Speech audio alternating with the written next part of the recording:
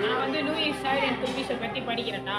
அப்படின்னா யாரு பேரு புதுசா இருக்கு? நம்ம எந்த ஸ்கூல் படிக்கிறோம்? Saint Xavier matriculation school. அந்த வழி நடத்துறது யாரு? Immaculate heart of my sister governance. அந்த சபையை உருவாக்குனதே அவர் தான்டா.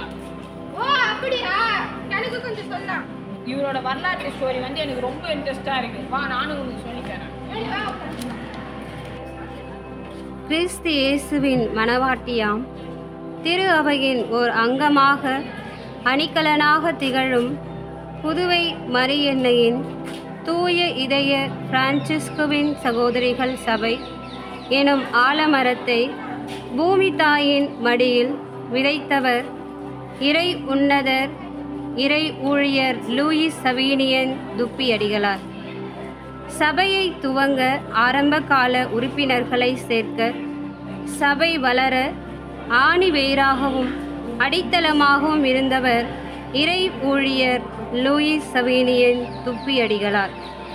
இவர் பிரான்ஸ் நாட்டில் சான்ஸ் என்னும் ஊரில் 1806 ஆண்டு ஆகஸ்ட் திங்கள் 18ஆம் நாள் எத்மே லூயி துப்பியி தாய் விக்துவா ரெமி என்ற பெயர் கொண்ட பண்பும் பக்தியும் நிறைந்த பெற்றோருக்கு இரண்டாவது மகனாக பிறந்தார். செல்வ குடும்பத்தில் பிறந்த நம் இறை ஊழியர் லூயிஸ் சவீனியன் துப்பியடிகளார் செல்ல பிள்ளையாக வளர்ந்தார். சிறு வயதிலேயே அறிவும் ஆற்றலும் மிக்கவராக விளங்கினார்.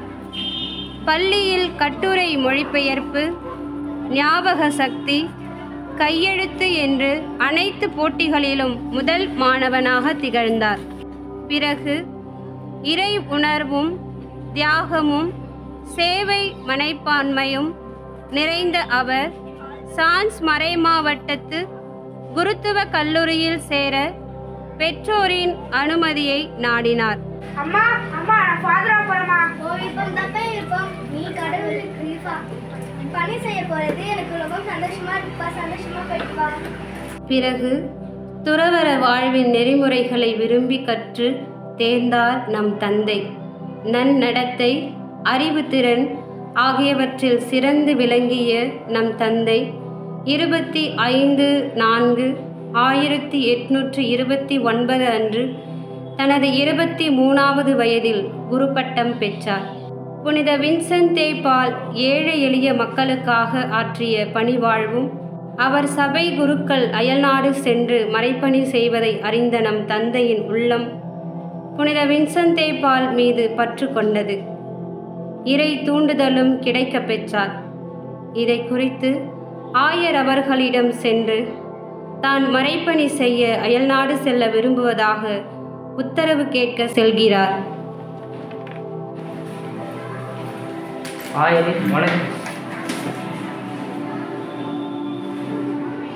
கொஞ்சம் பேசணும். வாங்கள் பேசலாம். நான் நச்செய்தி பணிகள் ஆற்ற அயல்நாடு செல்கிறேன். எனக்கு ஆசையாக இருக்கிறது. எனக்கு அனுமதி தாரும். அயல்நாடு சென்று மறைப்பணி ஆற்ற வேண்டும் என்றால் நாம் நிறைய போராட்டங்களை சந்திக்க வேண்டும் அல்லவா?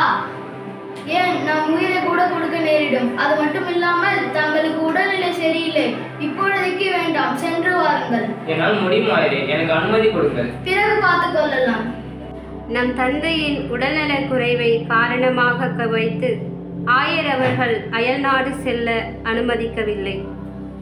பிறகு நம் தந்தை அவர்களின் இறைப்பணியும் இறைப்பணியில் ஆர்வத்தையும் பண்பையும் ஞானத்தையும் இறை பக்தியையும் ஆர்வத்தையும் கண்ட ஆயர் அயல்நாடு செல்ல உத்தரவு கொடுக்கிறார். Father Louis. அழைத்தீர்களா ஆயரே? ஆமாம், அழைத்தேன். உடல்நிலை பரவாயில்லையா? பரவாயில்லை தந்தை.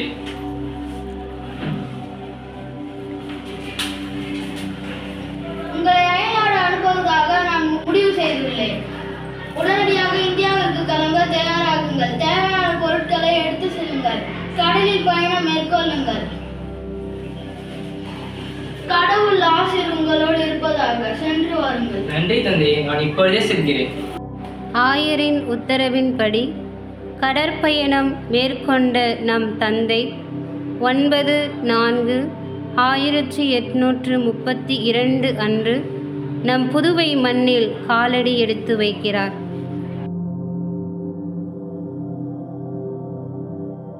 ஆஹா, இந்த நாடு எவ்வளோ அழகாக இருக்குது. எங்கே பார்த்தாலும் பச்சை பசேன்னு இருக்குது. இந்த நாட்டில் என்னை இறைப்பணி செய்ய வச்சதுக்கு கடவுளுக்கு நன்றி. சாப்பாடு போட மாட்டியா? ஏன் அவங்க அடிக்கிறீங்க? ஏன் பொண்டாட்டியே நான் அடிப்பேன், அதை கேட்கறதுக்கு நீ யாரு? பெண்களை கை நீட்டி அடிக்கலாமா? யார் இவன் கேள்வி மேல கேள்வியா கேட்டுட்டே இருக்க? நீ ஏம்மா அழுற? பள்ளிக்கூடத்துக்கு போகலையா? பள்ளிக்கூடம் போக மாட்டோம், வீட்டு வேலை தான் செய்வோம். பெண்கள் நாங்கள் அடிமையாக தான் வாழறோம். பொம்பளை பிள்ளைங்க வந்து ஆம்பளைக்கும் வீட்டுக்கும் வேலை செஞ்சுட்டு தான் இருக்கணும். அவன் பள்ளிக்கூடம் எல்லாம் போகக்கூடாது. எங்க தான் வந்து கேட்டேன், அவன்கிட்டயும் நீ சொல்லிட்டு இருக்க. வீட்டுக்கு வாங்க, உங்களை பாத்துக்கிறேன். இனிமேட்டு நீங்க கடுப்புனாலே நிற்காத, இங்க இருந்து போயிடு. ஐயோ இயேசுவே, இந்த இந்திய நாட்டில் பெண்களை மதிக்க கூட மாட்டேங்கிறாங்க. அவங்கள குடிச்சிட்டு வந்து அடிக்கிறாங்க, வேலை வாங்குறாங்க. அதுவும் இல்லாமல் அவங்களுக்கு கல்வியறி கூட இல்லை. இதுக்கு ஒரு சபையை அமைக்கிறத பற்றி நான் ஆயர்கிட்ட பேசியே ஆகும். நம் இந்திய பெண்களின் அவல நிலையையும் அடிமை நிலையையும் கண்டு மனம் கலங்கிய நம் தந்தை ஆயர் அவர்களிடம் சென்று பெண் துறவற சபையின் மூலம் பெண்களுக்கு கல்வி கொடுக்கலாம் என்று உத்தரவு பெறுகிறார். வணக்கம் ஆயரே. நம்ம இந்திய நாட்டில் பெண்களை யாரும் மதிக்க கூட மாட்டேங்கிறாங்க. அவங்களை அடிக்கிறாங்க, வேலை வாங்குறாங்க. அதுவும் இல்லாமல் அவங்களுக்கு கல்வியறி கூட இல்லை. நம்ம தான் அவங்களுக்கு எப்படியாவது கல்வியறி கற்று தரணும். அப்படி சொல்லாதீங்க ஆயரே. பெண்களை வெளியே அனுப்பணும்னா எல்லாம் யோசிக்கிறாங்க. அதே ஒரு கன்னியாஸ்திரியோ அவங்களுக்கு சொல்லிக் கொடுத்தா தாராளமாக வெளியே அனுப்புவாங்க. இது நம்ம கல்வி சொல்லிக் கொடுத்த மாதிரி இருக்கும், நம்ம நற்செய்தி அறிவிச்ச மாதிரியும் இருக்கும். இதுவும் நல்ல யோசனை தான். நம்ம பெண்களை விடுவிக்க வேண்டும் என்றால் ஒரு சபையை உருவாக்க வேண்டும். சபையை உருவாக்க தேவை பெண்கள். நீங்கள் சென்று பெண்களை அழைத்து வாருங்கள். நன்றி ஆயரே. ஆயரிடம் உத்தரவு பெற்ற நம் தந்தை கிராமங்களில் சென்று பெண்களை துறவரத்திற்கு அழைக்கிறார். எனக்கு ஜாமான பண்ண போல இப்படி வாடி கோயிலுக்கு போலாம். நம்மளதான் வெளியே விட மாட்டாங்களே. சரிவா, வீட்டுல ஏச்சு பண்ணலாம். சரிவா, செய்யலாம். அம்மா அம்மா, வாங்க சாமி. நாங்கள் இந்திய பெண்களோட நிலைமையை கருதி சபை ஒன்று உருவாக்க போகிறோம். அதுக்கு நீங்கள் கடவுளுக்கு உங்களே முழுமையாக அர்ப்பணிக்கணும். கன்னியாஸ்திரி ஆகணும். கன்னியாஸ்திரியா? எங்க வீட்டுல விட மாட்டாங்களே. நீங்கள் நினச்சா அவங்க நாட்டு பெண்களோட நிலைமையவே மாற்றலாம். சரி, எங்க நாட்டு பெண்களுக்காக வரோம், கடவுளுக்காக எங்களை அர்ப்பணிக்கிறோம். கிராமங்களில் சென்று கிறிஸ்தவ பெண்களை அழைத்து முதலில் 4 பெண்களுக்கு துறவற பயிற்சி அளிக்கப்பட்டது. இவ்வாறாக 1844 தூய இதய மரியன்னை சபை உருவாக்கப்பட்டு தலைமை பொறுப்பு நம் இறை ஊழியர் லூயிஸ் சவேனியன் துப்பியடிகளாரிடம் நம் ஆயர் அவர்கள் ஒப்படைத்தார். கடவுள் உங்களை ஆசீர்வதிப்பாராக. இச்சபையின் திருப்பெயர் தூய இருதய மரியன்னை சபை. இச்சபையை வழிநடத்தும் பொறுப்பை ஃபாதர் லூயிஸ் சவேனியிடம் ஒப்படைக்கிறேன்.